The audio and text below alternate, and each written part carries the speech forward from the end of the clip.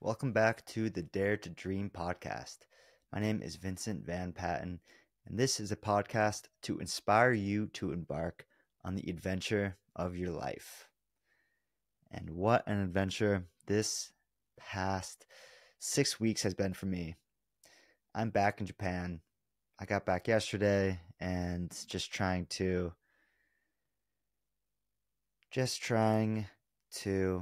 get the gears going again, letting everything just sit right now. Processing. That's what I'm looking for. I'm processing what I just experienced back home in America. I took an impromptu trip back to the United States for my birthday at the end of August, right before Burning Man. And if you followed along with this podcast, with my Instagram, with anything at all, you would know that it's been an extremely powerful, transformative, life-changing 6 weeks. And I just did not see it coming. I went home just thinking that I needed some time with my friends and family, and it was really an impromptu decision to go home. I wasn't planning on it. It just happened like 2 weeks before I left. It turned into a formative chapter of my life, and really the springboard and the impetus for, I think, the greatest year of my life coming up. I don't know how it's going to go. I don't have a plan. I don't have a roadmap. I just got feelings. I got profound feelings, and they all tell me that I'm on my way to something big. And this year, oh man, where to begin? What I've been experiencing and what I feel like is about to happen is all truly, truly beyond me. And what I want to talk about today is the feelings that I'm experiencing now as I get back to Japan, as I question what I'm doing here in the first place, and just what it all means to me. The theme that I want to talk about is the fact that we're not supposed to have it all figured out. I'm 29, and this last year, my 28th year on planet Earth, was the hardest year of my life. I went through extreme back pain and just confusion regarding that and my healing journey. And everything changed last May when I really discovered that the pain in my body is due to emotions and just stress and things from childhood and things I haven't been dealing with. So I just didn't know. I thought it was something physically wrong with my body. And that's how I've been treating it for the last 6 years, which is as long as I've had back pain. That was the first huge, just falling rock. What would you say? The first domino that has really started this next chapter of Vinny Van Patten's journey of my life. I realized that it was emotions and that it was really my lifestyle and just how I was dealing with stuff that was causing pain. And that was the first star in this constellation that has begun lighting up, guiding me towards my future, my destiny, and just within myself. And that is really how I know that there is like so much beyond what we can comprehend, is the fact that I thought this was a physical thing wrong with my body for the last 6 years. I read these books by Dr. John Sarno, by Dr. Joe Dispenza, who really handles more of the spiritual aspect of all of this. And I realized that it's my brain. It's just my inside, my inner landscape that's out of harmony. My inner ecosystem that I need to work on, not something physically wrong with my body. And that's when I started to understand, wow. I mean, I've always believed that there's so much out of our control that we just can't possibly comprehend. That is what I write about. That is what gave me faith when I did think my body was broken. I knew that it was happening for a reason. I just didn't understand it, and I just didn't know what it was. But I knew that it was making me stronger and that there was a force much larger than me guiding me. It still is, and I still don't know what it is. But there's something that's guiding us. It's why I'm a writer. It's why I'm pursuing an unorthodox life. It's why I think I've been given the challenge of chronic physical pain, because it's made me dig deep within myself, and it's made me believe in something bigger than myself. And I'm bouncing all over at the beginning of this podcast, but I just say all of that to impart the message that this has just been, since discovering this, it feels like life has just been rolling, and I've become more kind of attuned to just this connection with something beyond me, and I've been trusting it and following it. And the more I have, the more these constellations have, or these stars in this grand constellation have continued to light up, and what they are is they're just feelings. They are feelings that tell us which step to take in life, because life is so fucking confusing. We don't know, we don't know what we're supposed to do. We don't know which voice to listen to, our inner voice or the voice of society, the voice of friends, of family. There's so much noise, and it is really confusing. And I come back to this idea that we're not supposed to have it all figured out.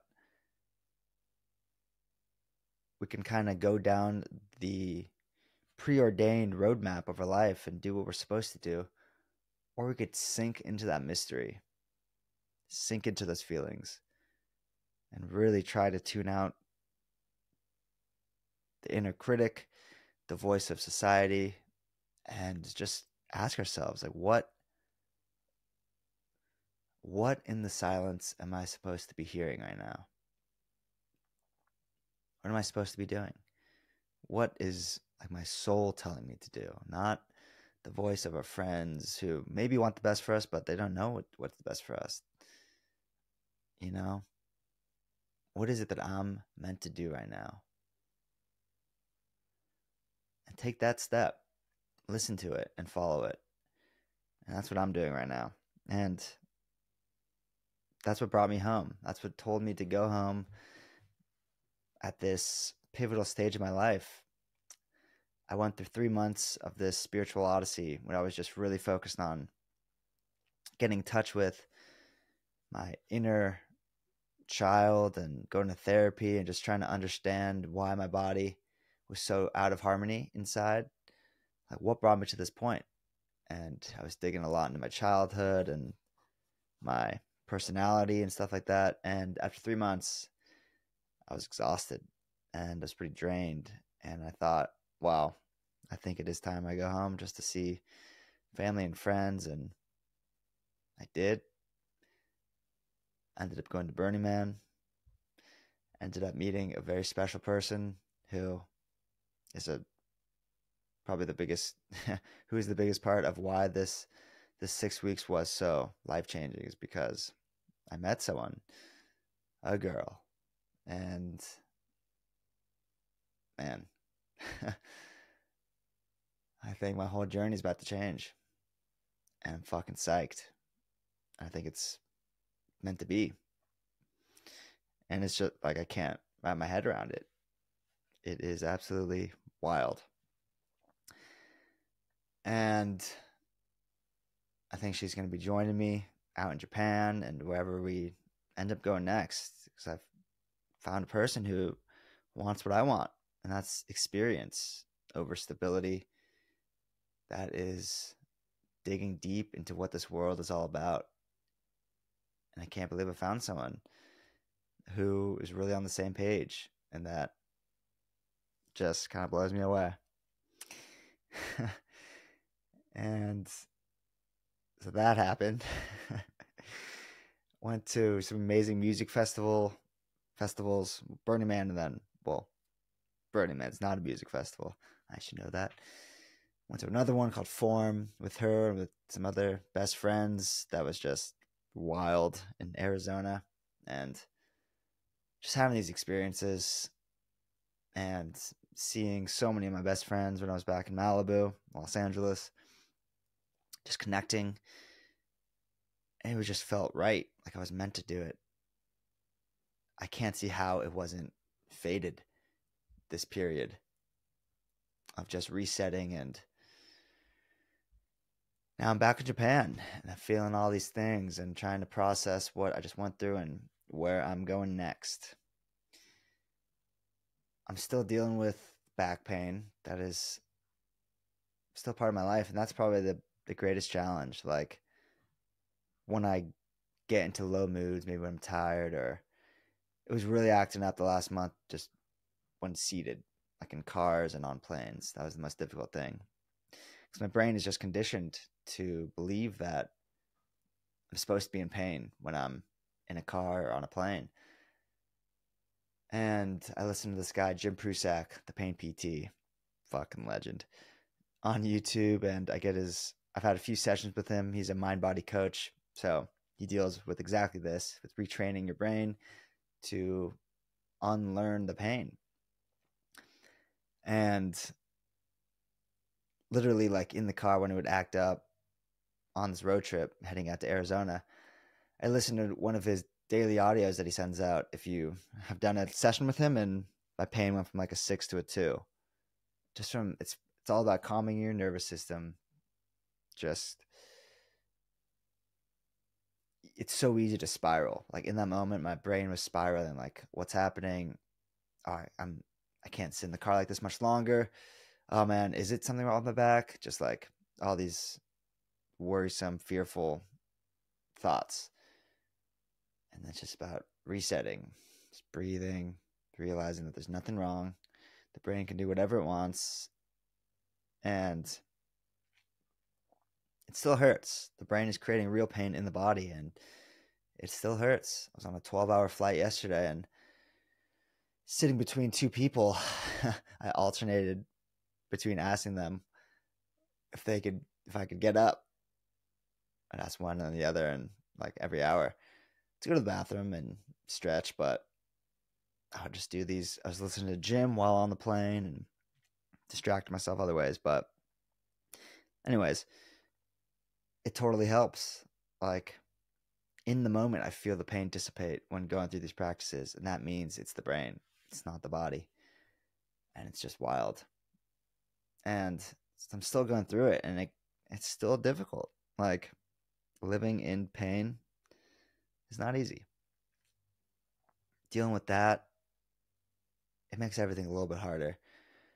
It makes me a little bit harder on myself. But one of the things I want to talk about today, kind of related to that and just about everything, is this idea of fierce self-compassion. We're so hard on ourselves all the time. Like, we think we're doing the wrong thing. We should have done this better. We fret about the past and the future. It does nothing. It does nothing for us. This idea from Jim, thanks, Jim, fierce self-compassion. That is standing up for yourself against yourself or against other people. Like I said, people think they know what's best for us, but sometimes they do, maybe. They usually don't. We got to know that what we feel is real, and we got to stick up for ourselves. And as I reintegrate back into my life here in Japan and I get kind of overwhelmed by all the things I want to do, I got to have self-compassion for myself. That's the only way to heal, is through radical self-compassion and realizing that you are doing your best. You're doing your best with what you got right now. Be easy on yourself. Relax. It helps everything. See more clearly. Feel more deeply. Allow. A big part in the healing journey for me is allowing what you feel. And this ties into just the whole concept today of we're not supposed to know exactly. We're not supposed to have it all figured out. And I've been feeling lots of emotions the last few days. Saying goodbye to my girl, and I think I'll be seeing her next month or so, hopefully, unless nothing changes. But it was still really hard to say bye. We spent pretty much this whole month together, and it was just beautiful. And saying goodbye was tough, especially after a big weekend, this film or music festival. Um, it takes a lot out of you. And then to go through this emotional thing, it's not easy. And my brain runs a mile a minute and just get inundated with these thoughts. And I just have to return to just not believing them, really, and not believing those negative thoughts, but allowing myself to feel all these things. In the airport yesterday, I was out all over the place. I was really excited. I was going back to Japan. Then I get hit with sadness, melancholy, then the little anxiety of like what everything I have to do, and I'm about to get on a 12-hour flight, and my body's gonna hurt, and just I'm not alone in this. Everybody feels all this stuff. Allow it to happen. Allow it in. One of the biggest lessons about healing and the way to heal is to allow, instead of fighting, instead of fleeing, instead of freezing, which are the normal ways that we handle emotions we don't want. Allow them. Allow the sadness. Allow the pain. Allow the frustration, the anxiety. Allow it in. Allow it to flow through you, because that is the only way it's going to leave. If you fight it, if you close the door and just say, no, no, no, no, no, it's going to keep knocking. The wolf will keep knocking. Invite it in. It's not going to stay forever. Feel what it means to be a human being on this mysterious planet we call home. We've been gifted with these feelings, and it makes life so beautiful. And this is what I really connect with this girl on, is we want to feel all of life. I would much rather have the highest highs and the lowest lows from real human experience, not like just from drugs or something, but just from having true human beautiful experiences, and then having the opposite, because that means you're living a full experience. You're living a full life instead of one that's just lukewarm. I can't handle that. I can't handle just this middle of the road, neither too high or too low experience of life on earth. I want to feel it all, and I have been. A whole journey since college, I would say, when I really started to dive into this stuff and follow my dreams. It's been a whirlwind. I've had big highs, and I've fucking hit a lot of lows. Cried a lot. I've cried a lot. And damn, it feels good to cry. It's all part of it. But I would rather have those epic highs on top of the mountain, which come with the opposite, the lows at the bottom of the valley, rather than just walking, in the middle of the pack. That's not why I'm here. And I was feeling them both yesterday, the darkness and the light. I was letting them in. I got through it. And this morning I was a bit overwhelmed when I woke up. But I got through it. Took it one step at a time. I woke up, I'm like, okay. Got this whole laundry list of things you got to do. Want to do. Let's go get a coffee and a water at the local combini. I got outside and it felt cool. I was like, oh, wow, what a beautiful day. It's cooling off in Japan, and that was part of the reason I had to leave. It was so damn hot this summer, I was about to die. It's so sultry in the summer, and I don't know if I could do it again, quite honestly. But it's cooling off and it feels so good, and the sky's blue, and I got a coffee at the combini, and it reminded me of why I like it here. And wow, okay, first step, got the coffee in me. Then I started unpacking, and I fucking made it. Made it pretty far today. Reorganized my room, took care of some business, got my clothes all done, did my laundry. Now I'm doing this. I'm feeling good. It just takes one step. Takes one step, and that step starts snowballing, and before you know it, you're further than you imagine you could go. And I'm using this example of just what I did today as a metaphor for life and everything we're experiencing, and the theme of the show, that we're not supposed to have it all figured out.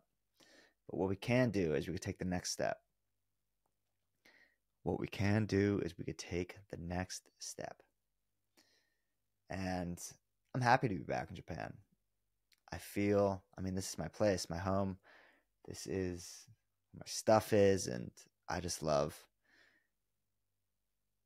being in this fucking place. I'm just the outsider, and in a foreign country.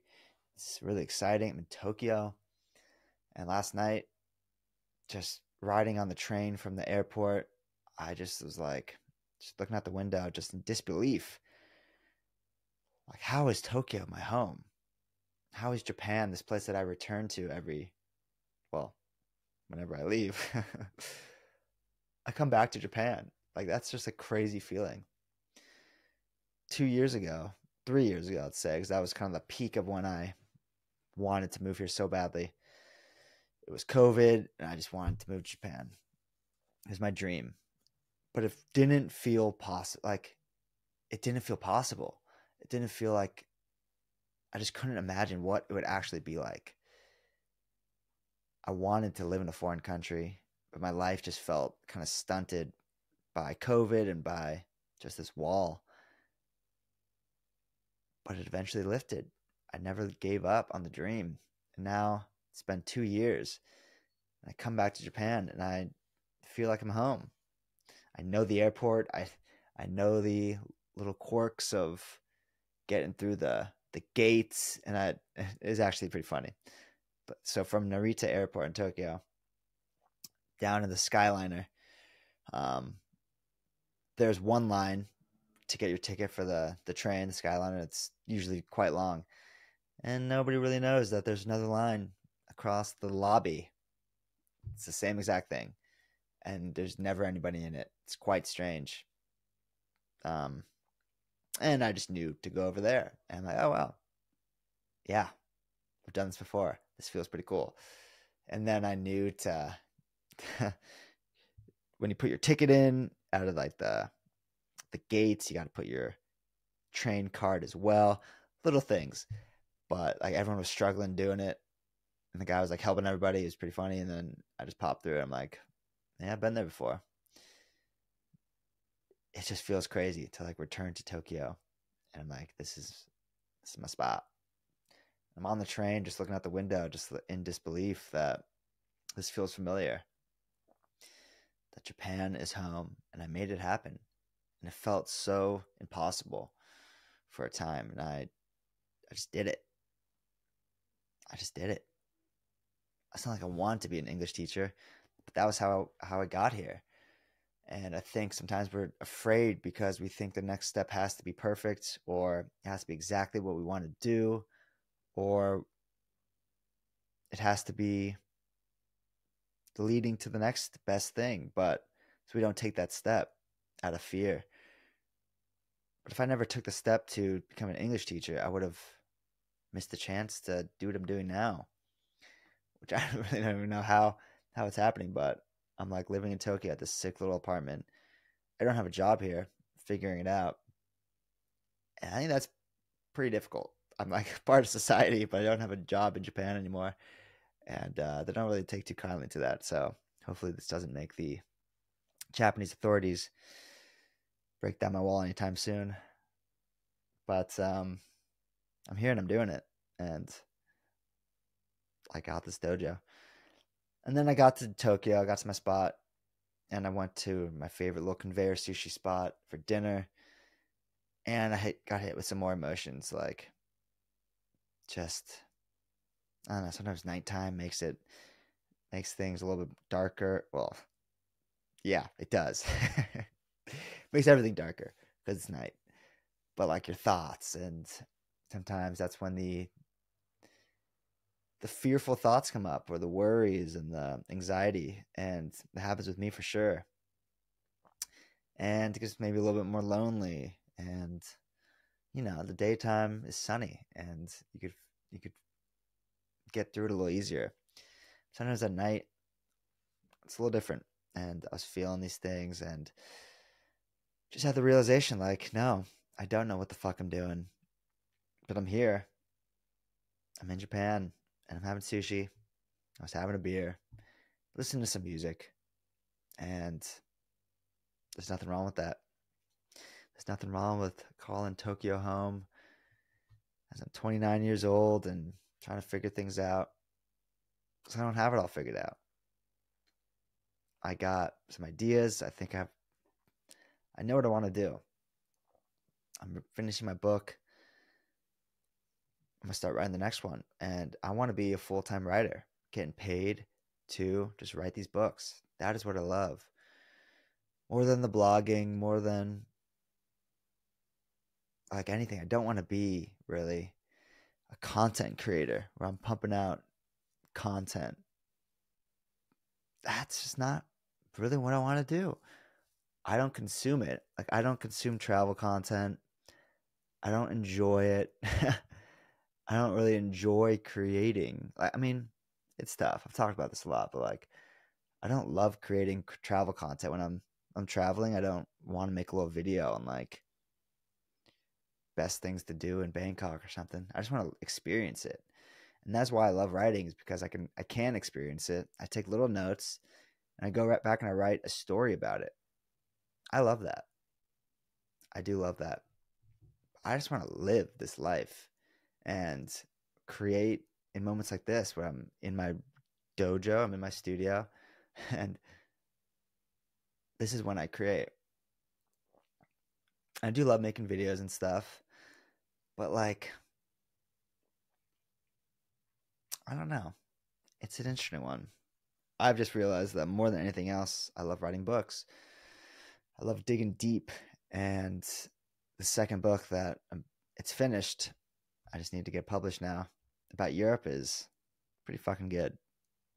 I think it just represents what I love, and that is exploring the world and hopefully imparting the message that there's so much out there if we just take the step and we follow our inner voice and take one step after the next. And there's so much beauty in the natural world and just these ancient concepts and places and just connecting with people, and it's enriching. This world is so beautiful, and I think I maybe show that through my writing the best, which is interesting because in our day and age it's like all about video and stuff, but I'm like, I like the written word. I think I enjoy that the most, so I'm gonna keep following that. It's all I got.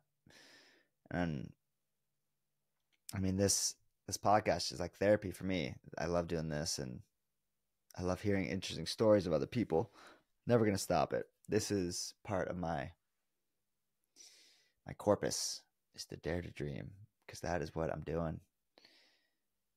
So all that to say, my dream job is just getting paid to write books and to continue doing this podcast and to make content because I want to, and to do photography and stuff, but not because I feel like I have to feed the machine.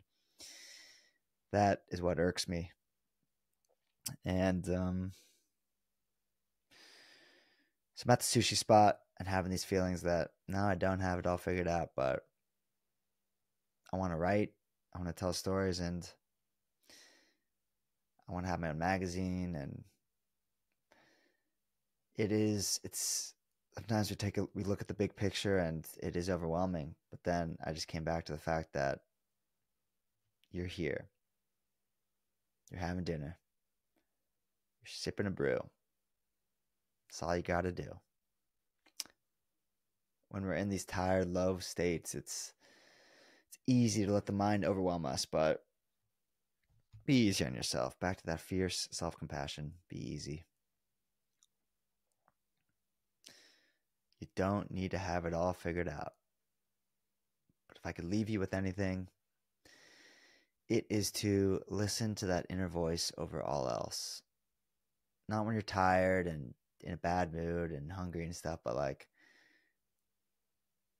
when you feel that it's your authentic self speaking to you. When you get the repeating messages telling you the same thing over and over, to break from the mold, to take a step in a different direction, to really tap into the things that set your soul on fire. And maybe they don't look like success on paper, but that is the thing that is going to give you joy and happiness. And that's what's going to lead to your success later on. And I'm not talking about like monetary success or acclaim, but just happiness and joy and an inspired and gratifying life. That will come from listening to that voice that tells you to stray. It tells you to sit a little longer. It tells you to speak up. You know? Listen to it and take a chance. Take a chance on it. We regret what we didn't do more than what we did. I think that is pretty obvious. And if you ask the people on their deathbeds, you know, the regrets of the dying, famously, they said that I wish I had the courage to live a life that was true to myself, not the life that was expected of me. So have the courage to take that step and do it. And you'll be amazed at where you go. One day at a time. One step at a time. I'm with you on this. I'm here, back in Tokyo, trying to figure my life out. But you don't gotta do it all at once. You don't gotta do it alone. The more you take steps, you know, the more you listen to that voice, the more you will find the right people who are gonna be in your corner. And you feel the same way because we think we're alone in these things that we feel, but we're not. We just haven't found our tribe yet necessarily. Because we're all just trying to figure it out. Everybody's trying to figure out what we're doing here on this planet. And there is no answer. That's the beauty of it. There is no definitive answer to why we are on this rock. And I gotta believe it's for love. That's the romantic in me. We're on this earth to feel love and to feel deeply. Why else are we here? We're animals.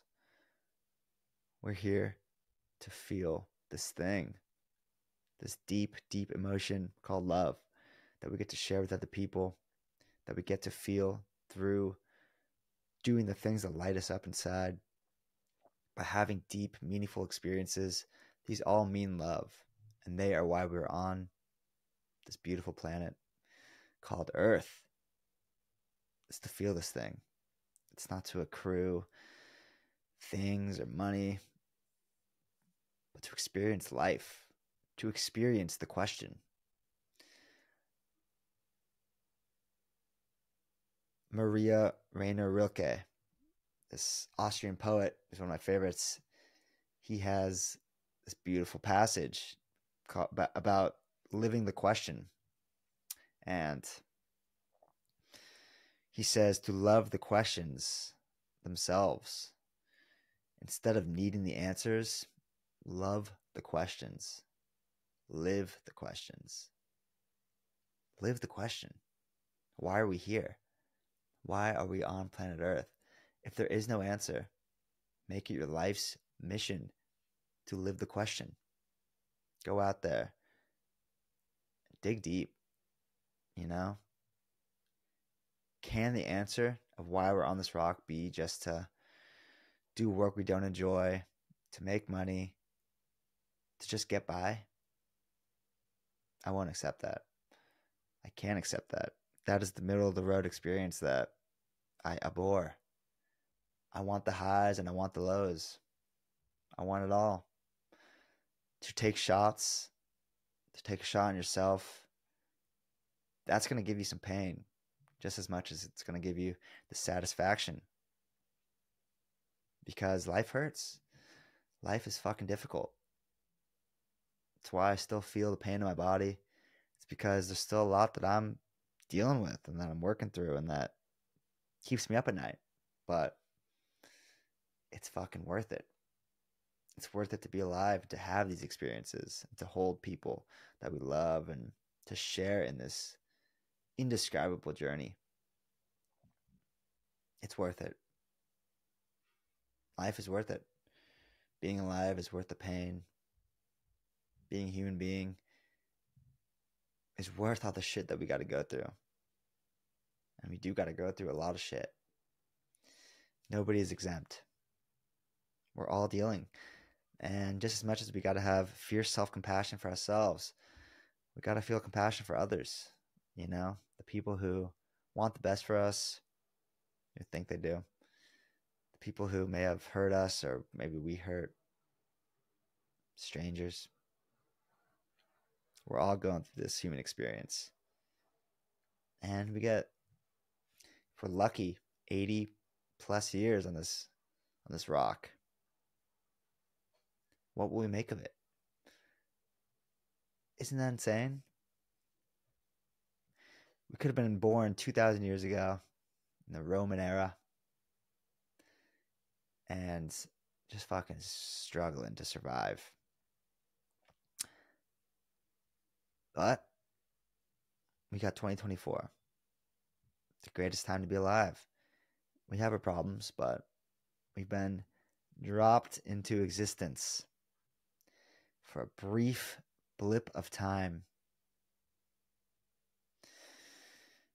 What will we make of it? What will we make of our time on Earth? God, it's absolutely insane. There's so much. And that's scary, and it's also so exciting. There is so much we could do. Anything. We could do anything in life. It's just not easy. But we can do it. So what are we going to do? You know?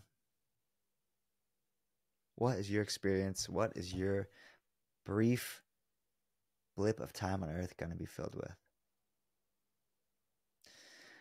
And I go back to the theme.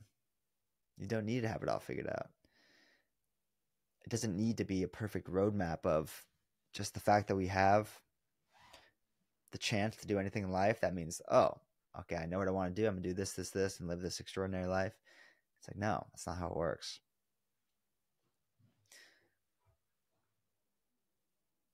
Life is just exploration.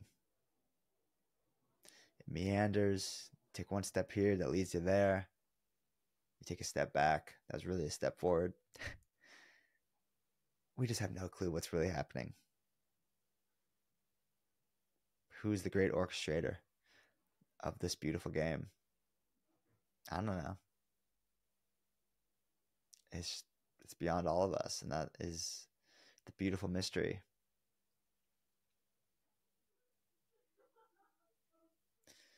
Well, fam, we got deep today, philosophical, existential. And I hope it inspired you, because it felt good to talk about. I love this stuff. It's wild. It's a wild planet we are on. And I think we're here for love, baby. I really do.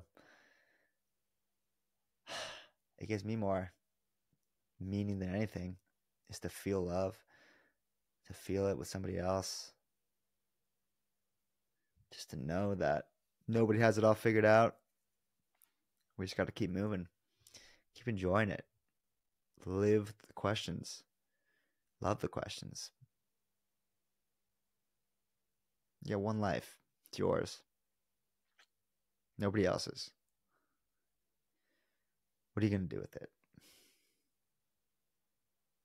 I back you. Nobody else does. I back you. Live your life. And if you enjoy this video, this podcast, please give it any rating you desire, hopefully 5 stars. Helps us out a lot. And share it with somebody. Share it with somebody who needs this message. It fires me up just talking about this, and hopefully it fired you up. And if you think you can do the same for somebody else, fucking send it off. We could all use some more magic in our lives. Am I right? Or am I right? Love you all. Much, much love.